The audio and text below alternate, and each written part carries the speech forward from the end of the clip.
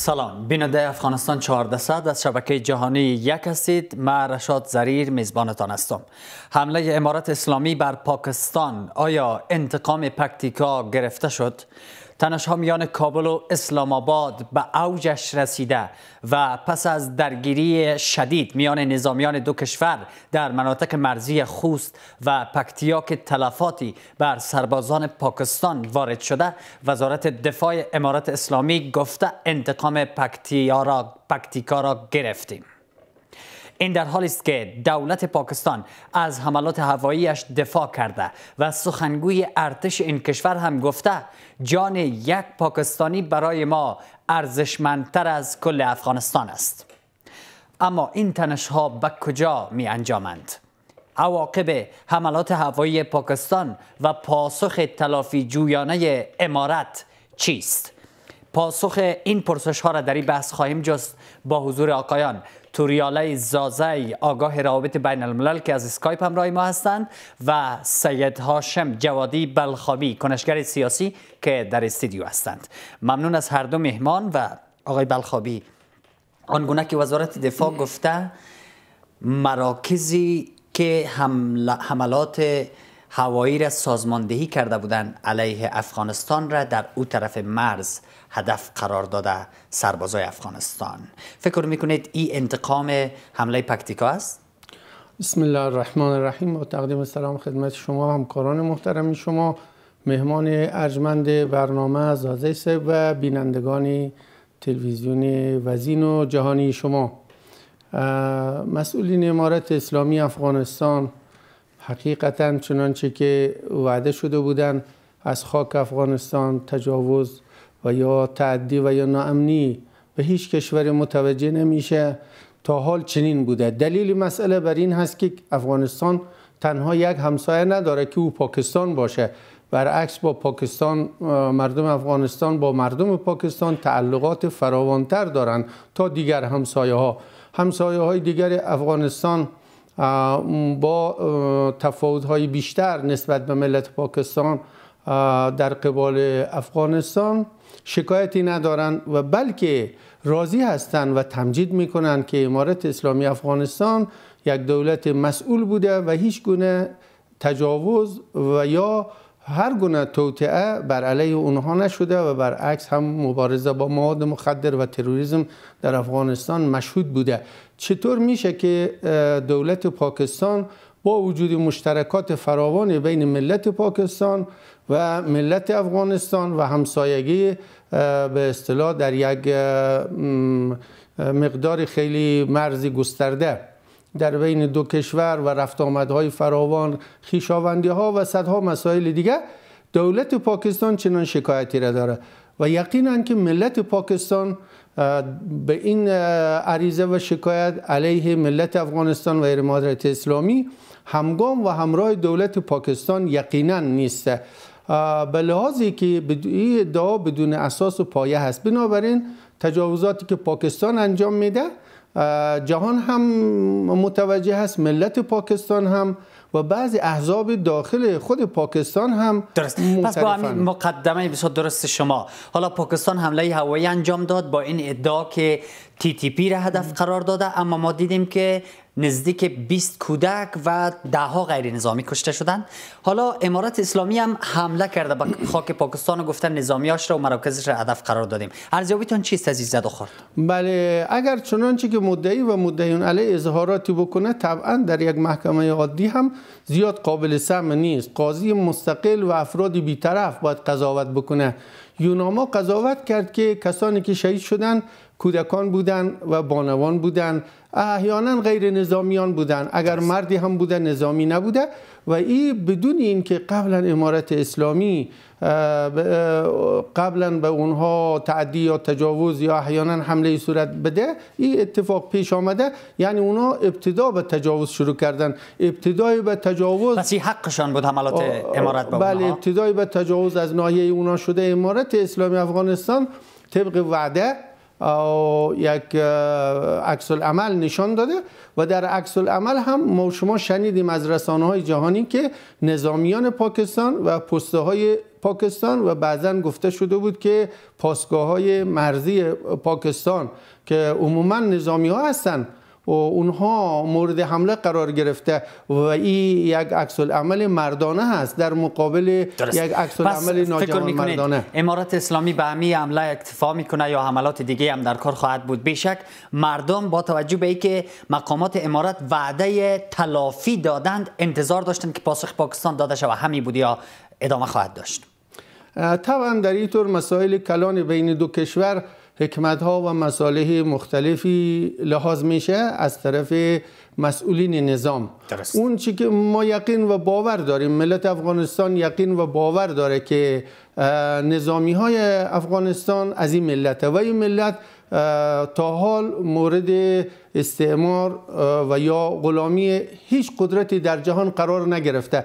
اگر که مصالح ایجاب بکنه و لزومی داشته باشه یقینا که این بسنده نخواهد بود، اما این بستگی داره به تصمیمات و تدابیر و حکمت هایی که مسئولین انشالله بررسی خواهند کرد و هم عکس العمل طرف مقابل که باید از او تجاوزی که انجام داده عذرخواهی بکنه از ملت افغانستان و از امارت اسلامی اگر از اونها اشتباهی صورت گرفته اصلاح اشتباه بکنن. خیلی ممنون. آقای زازی، شما چه ارزیابی دارید؟ حالا بر اساس گزارش های کم و بیش 20 نظامی پاکستان در حملاتی که در منطقه مرزی خوست و پکتیا از طرف سربازان امارت اسلامی صورت گرفت کشته شدند. فکر میکنید با توجه به حمله‌ای که پاکستان در پکتیکا انجام داد همین بسنده است یا باید بیشتر باشه؟ عرض سلام ادب دارم خدمت شما آقای زرین، خدمت میهمان گرامیتان آقای بلخابی و همکاران نهایت عزیزتان و هموطنان عزیز خود تقدیم میدم. ببینید در ظرف بالاتر از 4 دهه در مقابل مردم افغانستان و افغانستان جنایات ناروای و نابخشیدنی صورت گرفته که تمام کشورهایی که در افغانستان تجاوز نظامی و سیاسی کردند به شمول روسیه، امریکا، انگلیس و متحدینشان تقریبا 52 کشور بود، اینا در داخل افغانستان جنایت بشری که انجام دادند و تمام کشورها و مسائل ملی خود بسیار وفادار هستند و هیچ نمیخواهند که در مسائل ملیشان و استقلالاتشان کس مداخله بکنه. اینا برعکس در افغانستان آمدن تحت نام دموکراسی و حقوق بشر و دفاع از بین بردن تروریستا، در حالی که در افغانستان تروریست وجود نداشت. اینا در افغانستان حمله کردند و مردم افغانستان به شکل بسیار فجیع و نامردانه کشتند. و بعدا نظامی را که در مابین افغانستان تحت رهبری حامد کرزی در جلسه بن ایجاد کرد، افغانستان را بر یک گروه تسلیم کرد، در حالی که افغانستان از شمال تا جنوب و شرق تا غرب اینها در گذشته مثل یک برادر زندگی میکردن، مثل یک فامیل زندگی میکردن. این مسائل قومی، مذهبی، سمتی، ولایتی اینا را کلش نمی کشورهای جهان به خاطر اهداف سیاسی خود خصوصا پاکستان و ایران و همین رهبرای جهادی که در پاکستان تربیت شده بود با شمول قماندانا و همین رهبرای جهادی که در مابین ایران تربیت شده بود به شمول قماندانایشان، اینا در افغانستان وحدت ملی را از بین بردن، هویت ملی را از بین بردن، حیثیت مردم افغانستان از بین بردن، افغانستان را با خاکدان برابر کردن. برای اینا مردم افغانستان و ملت افغانستان ارزش نداشت. اگر برای اینا مردم افغانستان و ملت افغانستان تحت نام جهاد و تحت نام اسلام خب که اگر مقدماتان را آرام بیارید به سمت امروز، جناب آقای زازی، امروز حملات را چگونه بررسی میکنید؟ اگر شما مرا اجازه بدین که ما صحبتیم به امروز بیاید، ما میخوایم که صحبت خود به اون شکل بکنم به خاطر اینکه روزی آمده که هر فرد افغان از شمال تا جنوب و شرق تا غرب این حق هم داره، این مسئولیت هم داره و این مسئولیت تاریخی و رسالت تاریخی را داره که از خاک خود، از مردم خود، از تمامیت ارضی خود دفاع بکنه. مسئله در اینجاست که اینمی گروه ها در افغانستان اینمی امراض در بین مردم افغانستان ایجاد کردن و امروز وزارت دفاع افغانستان که در این منطقه دومین وزارت دفاع بود، از لحاظ نظامی قوی ترین اردو داشته، به خاطر منافع زمین کشورها پاکستان یا که اینمی جهادی رهبرای جهادی که تحت نام جهاد و اسلام اینا مبارزه کنن، درست هستن که جهاد در مقابل روسیه بود، مگر کسایی که جهاد کرد او جهادیا امروز زنده و مردهشان گم است، یک لقمه نان نداره، مگر اینا از نام جهاد استفاده کردن.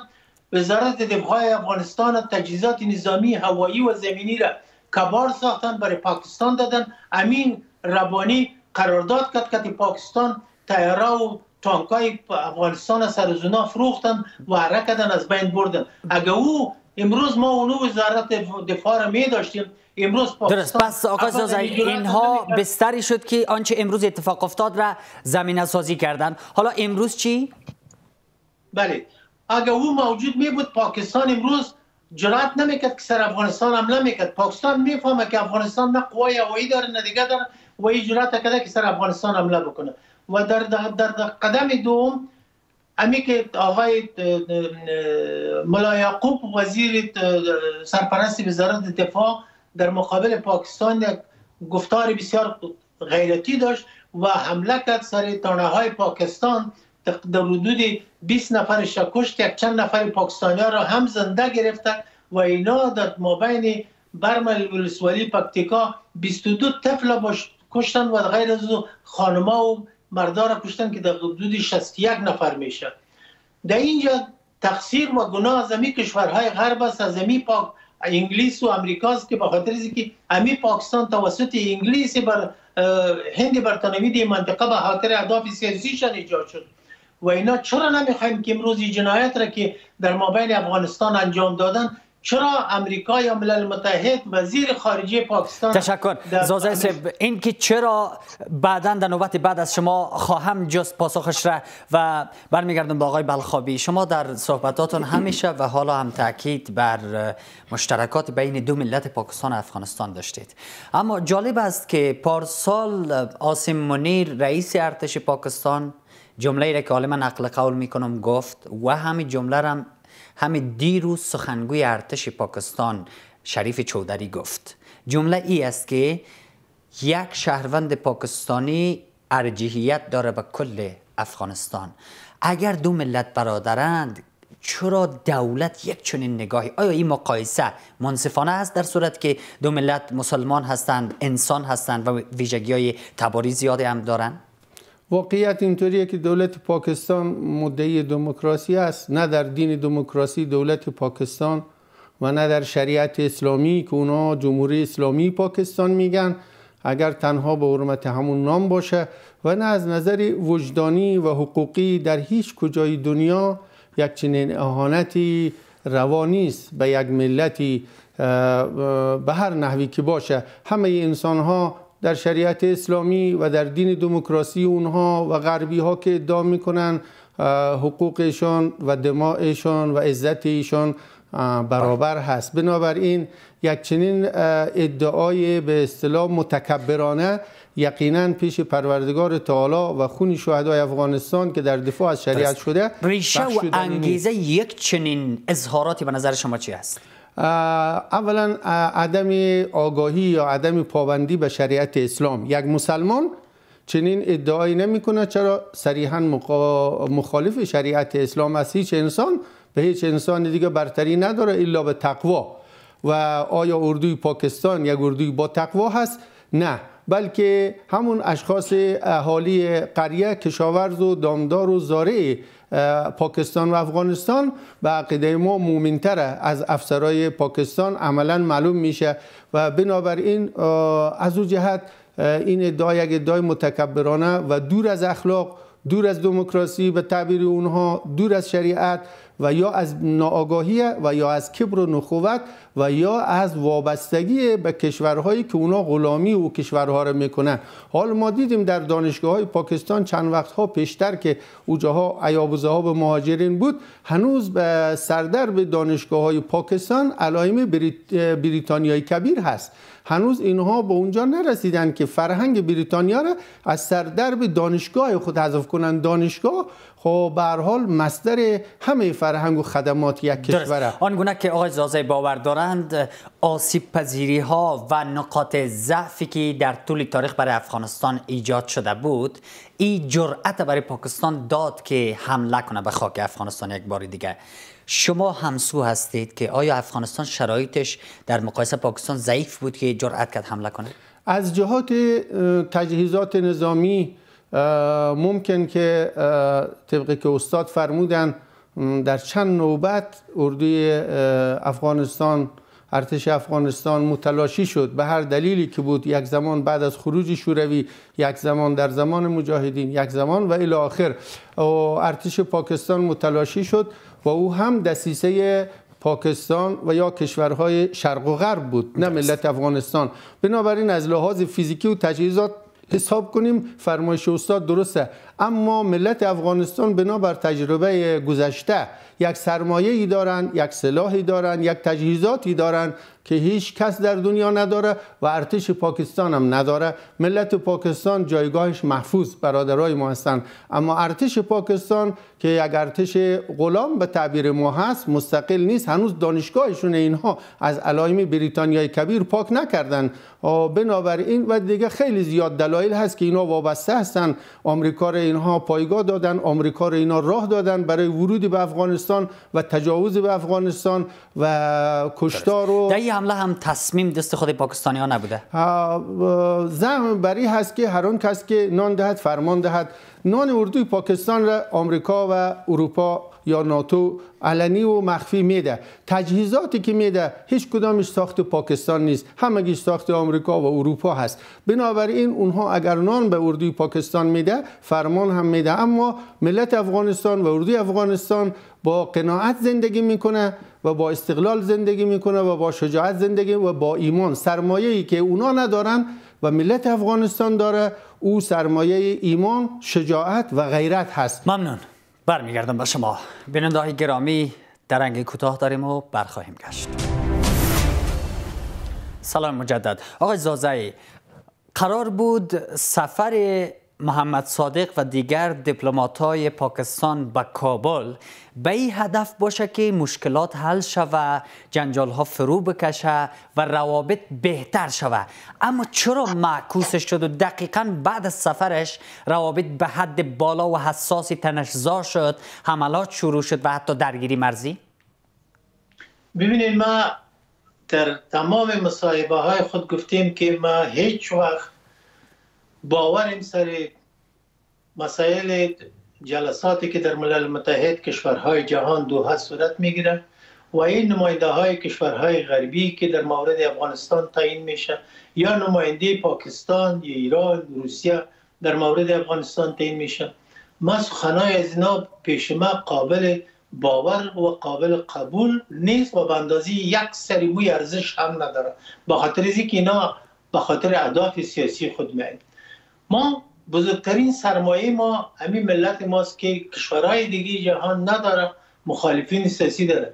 در مقابل تجاوز کشورهای بر قدرت که در تاریخ گذشته افغانستان ببینید و تا به امروز هر بر قدرتی که بالای افغانستان حمله کرده، این ملت واحد بوده و وحدت ملی را بسیار زیاد احترام و حرمت دارن و تپ تلاش هر هموطن ماست که در افغانستان، در تمام حدود افغانستان از شمال تا جنوب و شرق تا غرب یک وحدت ملی و فضای برادری باشه. اما متاسفانه در تمام اقوام یک تعداد جنایتکارا پیدا شدن که اینا این وحدت ملی را، مسائل زبانی را، قومی را در مابین افغانستان ایجاد کردن و خداوند هم گمشون کرد. سوال در اینجاست که مثلا کسی که در افغانستان جنایت کرده، امروز او میایه مثلا خلیلزاد، او میایه میگه که اسم چی آصف منیر وزیر دفاع افغانستان میگه، او را میگه که این علاقمند به خونریزی است و این صحبت را کی کرده که مردم پاکستان را برتریت داده بر مردم افغانستان. مگم اگر بسیار گفتار پایان هم باشه، ما مجبور هستم به خاطر ملت خود، مملکت خود، این گپا برای مردم پنجاب و پاکستان بگم، برای ملت احترام و می کسایی که در مسائل سیاسی و بحرانهای سیاسی افغانستان داشتند. یک تاری موی سگ افغانستان را که تمام ازی پنجابی هم برابر نمیکنم. من حیث یک افغان این مسئولیت تاریخی است که ما از خاک خود با هموطنان خود از این مملکت دفاع کنیم. ما فعلا مسئولیت تاریخی و رسالت تاریخی داریم که برای بهبود نظام کار کنیم و به نظام هم باید عجله کنند در مقابل این نوع کشورها در مابین افغانستان وحدت ملی را باید ایجاد کنند، افراد و اشخاص ملی و شخصیت‌های ملی را و شخصیت‌های سیاسی را و شخصیت‌هایی که فنی باشند و شخصیت‌هایی که مسلکی باشند اونا را با خود در نظام یک جای کنند که گفتید نظام عجله کنه. در مسائل سیاسیش دقیق گفتید، اما در مسئله نظامی همین کاری را که نظام کرد به نظرتان کار درستی بود؟ حمله بر پایگاه پاکستانی ها یک چیزی واضحه است که باید میکرد، اگر کار نمیکرد طالب در بین تمام مردم افغانستان تجرید میشد. یک کار بسیار اما به حساب افغانیت و به حساب از اقوام و تاریخ گذشته مردانگی کرد که کار کرد. اما عکس العمل پاکستانی ها چی خواهد بود؟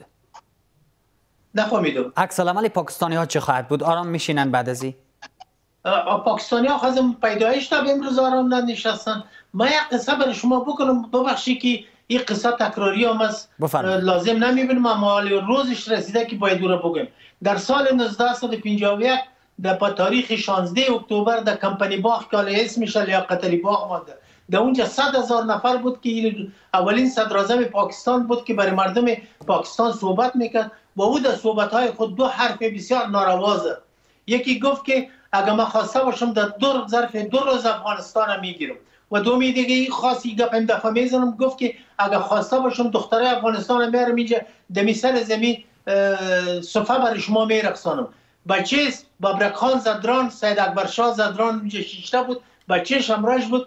بچه خدا گفت برای اینجا تفنگچه را گرفت و ضرب 3 مرمی لیاقت علی خان مردار کرد و او بیچاره هم با موجه جام شهادت پوشید و از طرف نظامیای پاکستان به شهادت رسید. مردم افغانستان حق قیمت و غیرت داره. امروز چطوری پاکستان جرأت کرد؟ عامل از این جرأت پاکستان چی است که در افغانستان صورت گرفته؟ عامل بدبختی و این جرأتی که پاکستان در افغانستان کرده.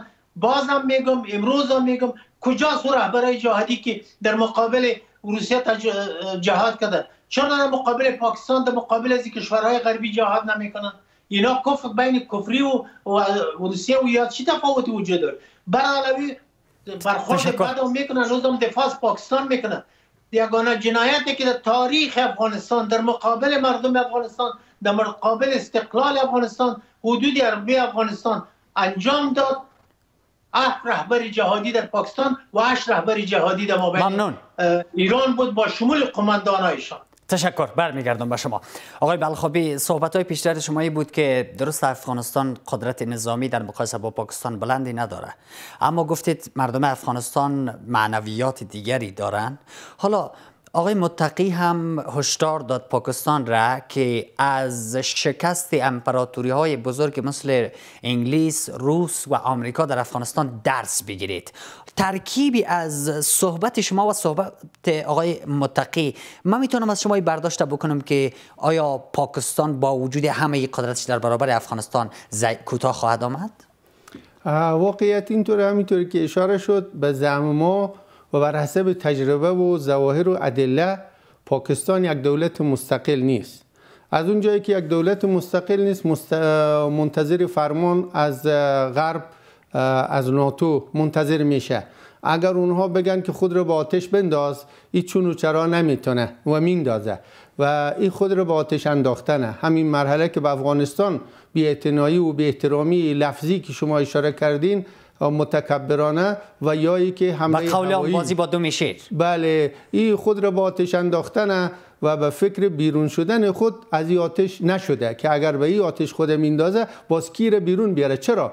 وقتی که این آتش چگونه در بر میگیره؟ و این آتش قهر و خشم و ایمان مردم افغانستان و تجربه فوق العاده نظامی جنگ زمینی و چریکی ملت افغانستانه و از طرف دیگه هم عقیدگی و هم نوایی ملت پاکستان با ملت افغانستانه. اونا تأسیس یک کشوری را به نام اسلام انجام دادن، ملت پاکستان قربانی دادن که کشور اسلامی داشته باشند، ولی حال کشور اسلامی نیست، اونها راضی نیستن و از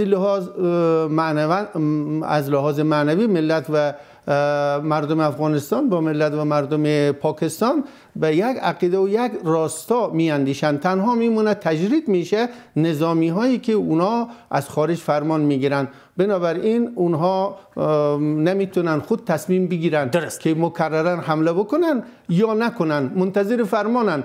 اما هر آنچه که صورت بدن در واقع نزدیکتر میشن به یک پرتگاه عمیقی که خیلی از قدرت‌ها در اونجا سقوط کرده و قبرستان اونا شده. دولت پاکستان از حملاتش به خاک افغانستان حمایت کرد پیوسته و آقای شهباز شریف به تازگی ضمن حمایتش از این حمله یک بار دیگر از امارت اسلامی خواست که در قبال TTP سیاستش را روشن بکنه و از اونها حمایت نکنه، در حالی که امارت اسلامی همیشه گفته که این ادعا بیجاست و ما حمایت نمی‌کنیم. یک بهانه است. آمریکا به عراق حمله کرد، گفته اینجا سلاح‌های شیمیاییه، نه؟ و هیچ چیزی نبود. همونطور به لیبی، همونطور به سایر کشورها، همینطور اسرائیل و من باب مثال به کشورهای اطراف خودش شبانه روز تجاوز میکنه.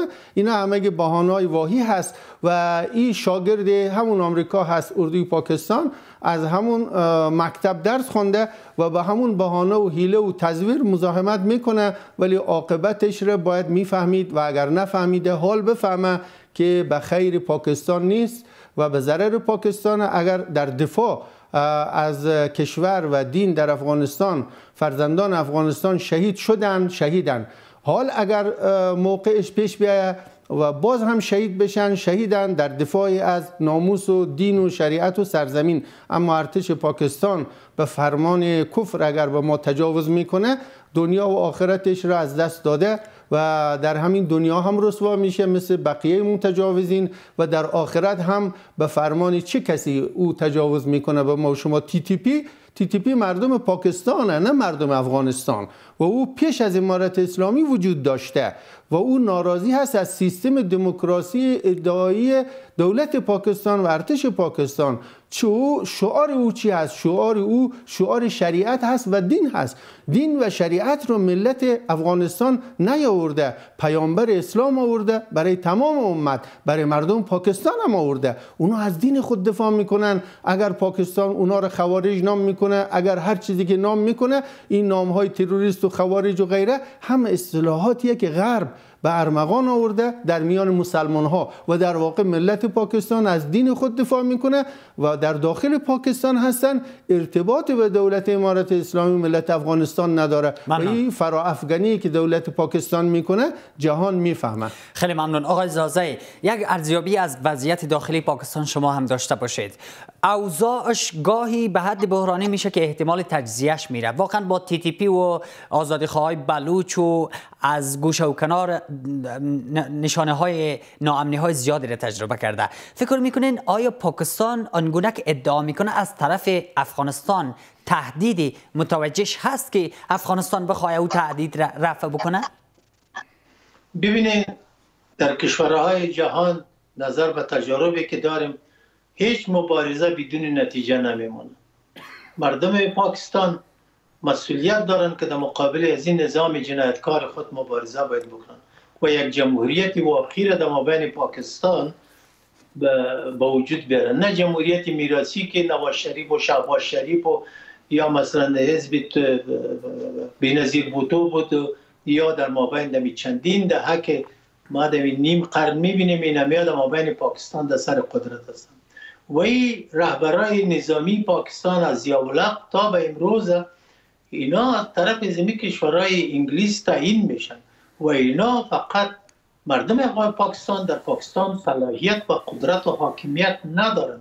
هر چیزی را که اردوی پاکستان و ISI انجام بده او را سر مردم پاکستان تحمیل میکنن. جنایت را که مثلا حافظ بشار الاسد در مابین سوریه کرده در زندانان، اگر پاکستان روزی شود که یک جمهوریت واقعی بیه، جنایت نظامی پاکستان بدتر از جنایت بشار الاسد می باشه که در جهان حتی در زمان هتلر رقم جنایت صورت نگرفته باشه. تمام چیزای از اینا مخفی است. سوال در اینجاست که چرا پاکستان یک کشوری که از طرف هند برطانوی در منطقه ایجاد شد، چرا مردم افغانستان و افغانستان قربانی از این کشور جنایتکار شد، قربانی از این نظامیه پاکستان شد؟ به خاطر از اینکه امریکا و انگلیس و کشورهای متحدی که پاکستان حمایت میکنن از اینا حمایت میکنن. جنایت پاکستان در مابین افغانستان انجام داد. چرا یک روز ملل متحد در این مورد صحبت نکرد و انتقاد خود سر پاکستان نکرد؟ فقط همه گفت که یونما گفته که در افغانستان 22 طفل در پکتیکا کشته شده و چند نفر کشته شده.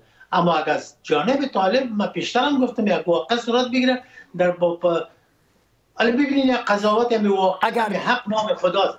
اولی در مابین افغانستان 4 سال میشه صلح آمده، امنیت آمده، در 100 تا سر جغرافیا امارت اسلامی حاکم است. چرا طالبان را به رسمیت نمیشناسند؟ چرا نمایندگی در ملل متحد نمیکنند؟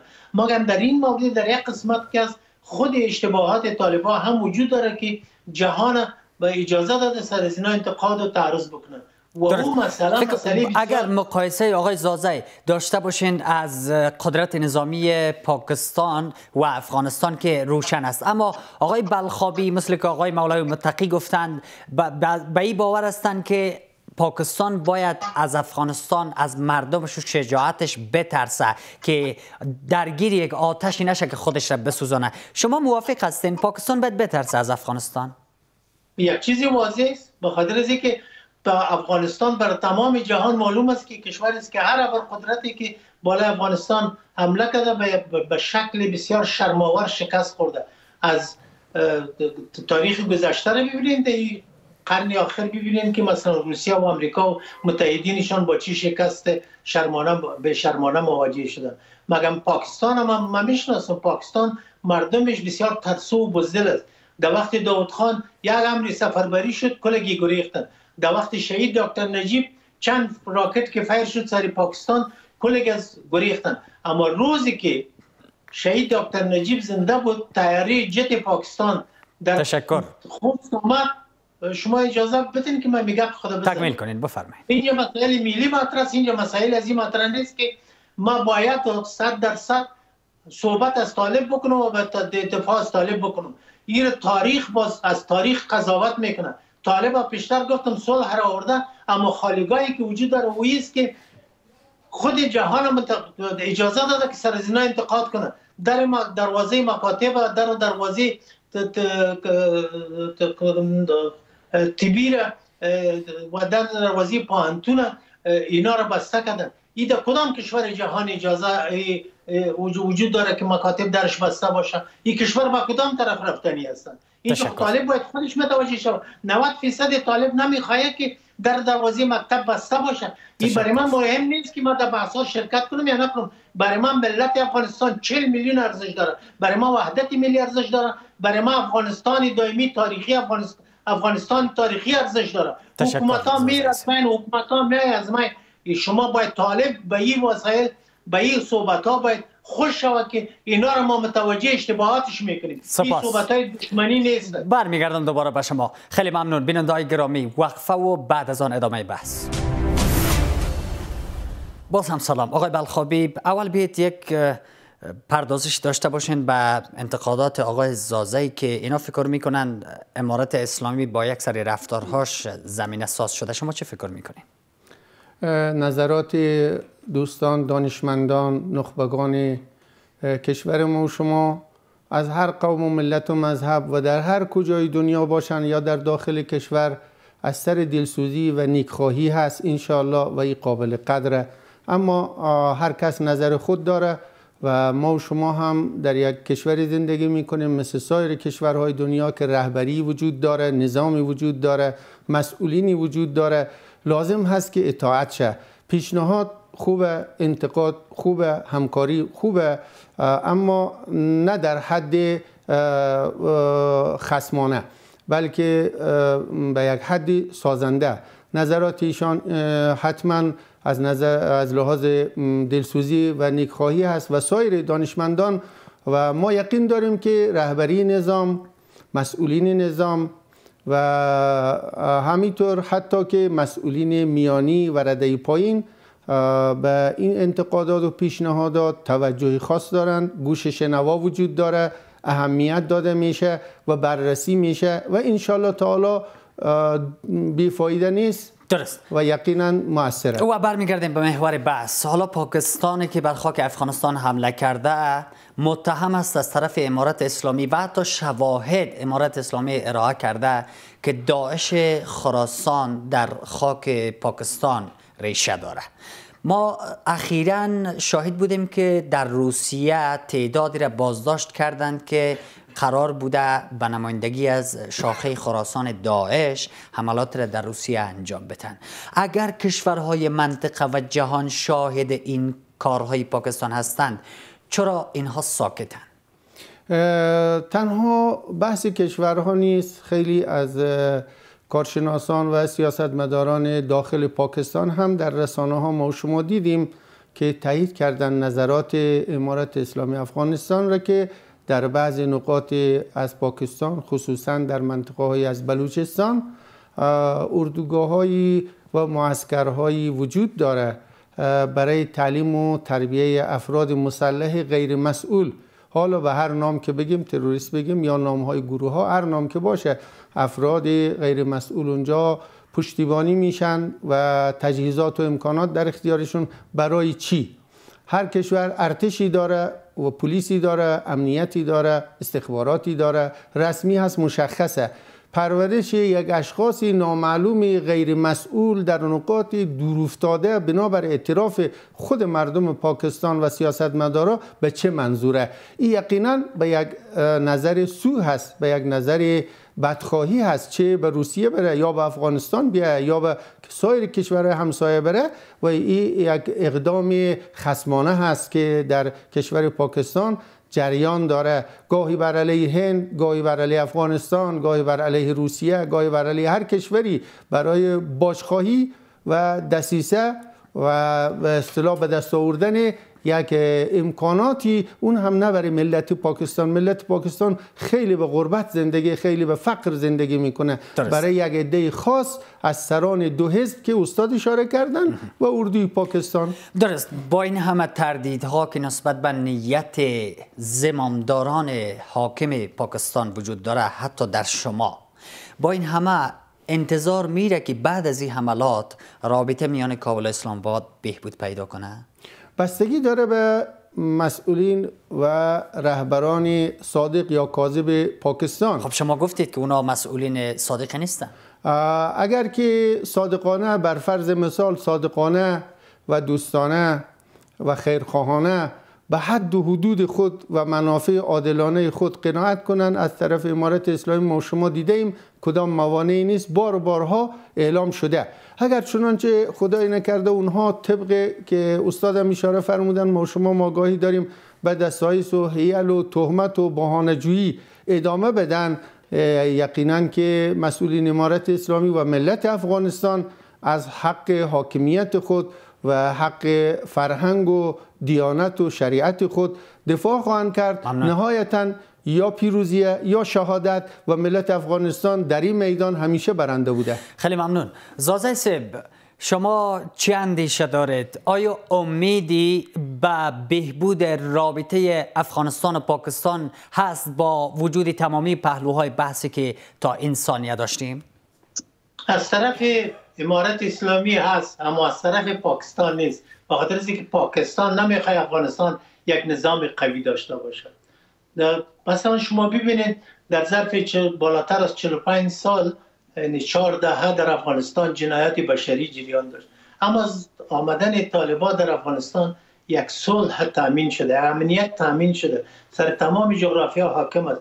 مردم میتونن آزادانه برای آزادانه هر جای بره. دوستا و رفیقایم، این مسئله تملق و تظاهر نیست. ما همیشه در هر رسانه ها که مصاحبه کردیم این صحبت خود دوامدار کردیم. در هر مصاحبه که تمام هموطنان ما که از خارج از افغانستان بعد از 30 سال 20 سال 40 سال افغانستان میرن، شکرانه خدا را ادا میکنن، در میدان هوایی خاک کابل مارش میکنن که الهی شکر بعد از چند دهه ما آمدم با آرام و در تمام ولایت افغانستان میگرده، پس میایه در رسانه ها و بر دوستای خود تلفن میکنه که همه چیز آرام است، همه چیز زیاد است، فریمانی سرسید.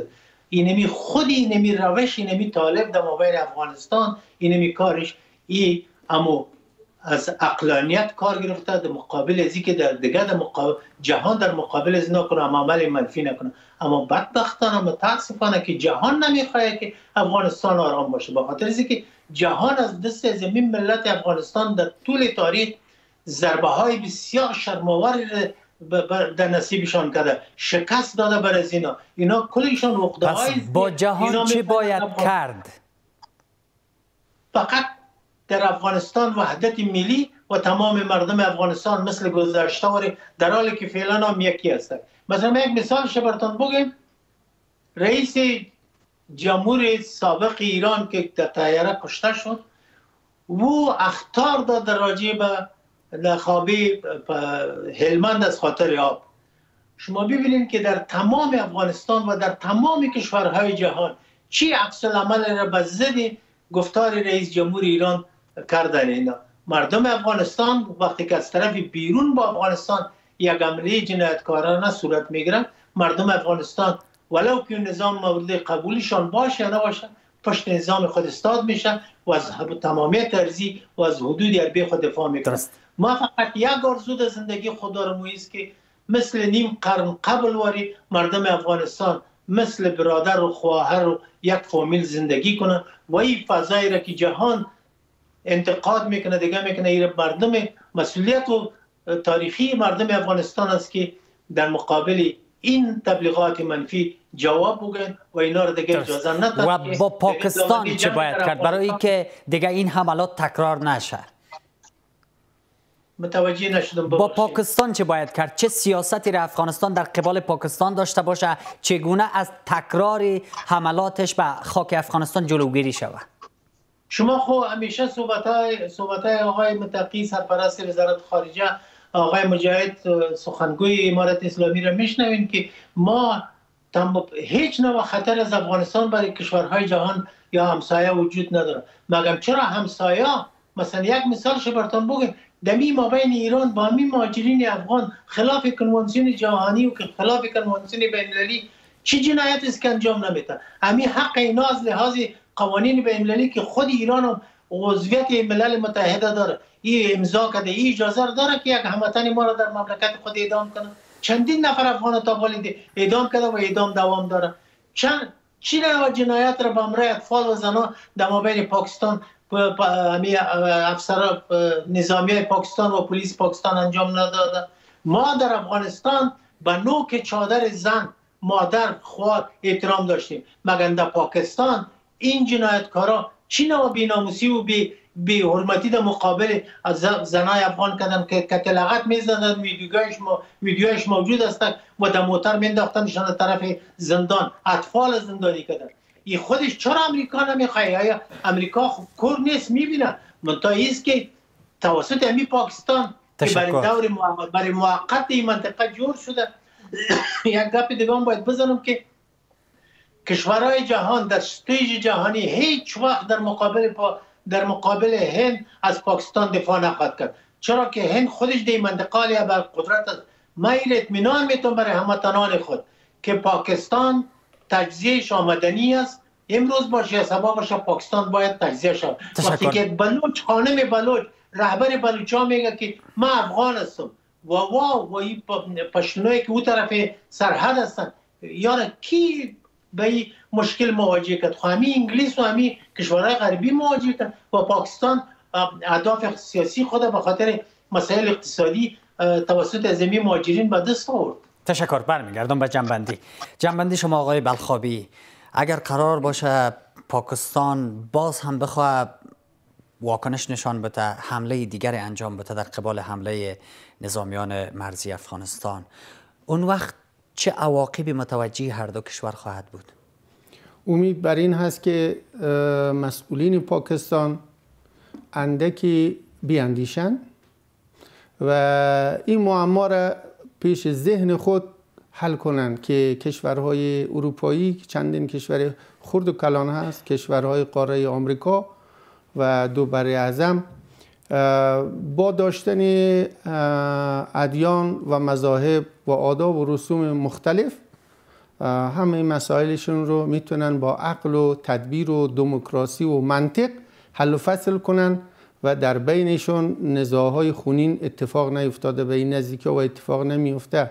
چگونه میشه که ملت مسلمان پاکستان به نام جمهوری اسلامی پاکستان که نام گذاشتن به نام اسلام آزادی پاکستان گرفته شده و این طرف هم امارت اسلامی افغانستان که شریعت نافذه، چگونه با عقل و منطق و تدبیر و اندیشه مسائل را حل نمیتونن و مجبورن که جنایاتی را مثل جنایات چند روز پیش با حمله خونین نظامی بر مردم مومن و مسلمان همجوار راه حل جستجو بکنن و این معما باید پیش اونها حل شه. اگر که فرمان از جای دیگه هم میگیرن، پروردگار تعالی با اونها هم عقل داده، منطق داده و مردم پاکستان مسلمانن، دین دارن و با مقیاس و میزان دین، با مقیاس و میزان عقل، با مقیاس و میزان منطق بیاندیشن و مسئله را به جای باریک و یا خصومت بین دو ملت نکشانن و اگر چنین شد یقینا که مسئولیتش به عهده نظامی های پاکستانه و انشالله تعالی مثل متجاوزین پناهگاهی در دنیا برای اونها پیدا نخواهد شد و روزگاری از کشور پاکستان آواره و شکست خورده و شرمنده متواری خواهند شد و به افغانستان هرگز دست پیدا نخواهند کرد. تشکر.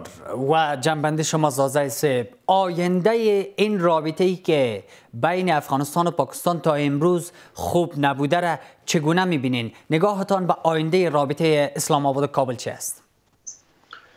نگاه ما به آینده اسلام آباد کابلی است که اسلام آباد باید در حکومت پنجاب باید از این جنایاتی که در ظرف چند دهه در مقابل مردم افغانستان و نظام هایی که در افغانستان بوده ولو که هر کی بوده اینا باید معذرت بخواهد و بعد از او به مردم افغانستان هم باید بر زنا این زمینه را مساعد کنه که با ملت پاکستان یک دوستی از لحاظ اسلامی و همسایگری داشته باشه، در حالی که این کار پاکستان نکرده و ما فعلا شخصا سر حکومت پاکستان سر هیچ گفتارشان هیچ باور و اعتماد نمیکنم و برای ما پاکستان قابل ارزش هم نیست، به خاطر اینکه مردم افغانستان ابرقدرت های جهان شکست دادن. پاکستان چی است؟